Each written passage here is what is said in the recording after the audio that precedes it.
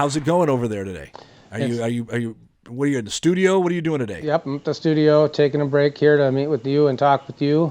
Been working on 3 separate albums simultaneously, and trying to get them all finished up by the end of the year and get them all released. It's a little bit different concept than most people, but there's just been so much music spewing out of me that I just haven't. I'm nonstop writing machine right now, so I'm taking it while it's coming. So. Now, if you're tuning in and saying this guy doesn't have he didn't have a career in radio. He's not what you would call an established musician. Again, I want to reiterate that the program I'm doing today is a little off kilter because it's kind of like a dream of mine. So we're getting back into like the DeLorean back in the 1970s to do a kind of radio program that you could do on FM radio.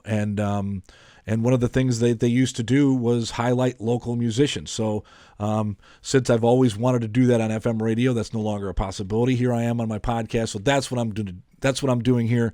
And so who you see on your screen, you may not recognize him, but you're going to. Let me tell you, this is a Detroit musician. His name is Alex Sands, and we're going to play some of his music here in a little bit. In fact, he has been so kind as to write a song specifically for the docu-series Radio Dayz 101 Years of Radio. But I just wanted to preface that and say that again. But Alex, because for most people this is the first they're seeing of you, tell us who you are and how you began your musical career and where you are now. So Ron, I am Alex Sands. I was born in Dearborn Heights, Michigan. I am definitely a Detroit artist because Detroit is the scene where I grew up in and pushed and played and met and worked with all the different greats of, Detroit just has a super strong music scene. And it basically at about 5 years old, I started beating on the pots and pans.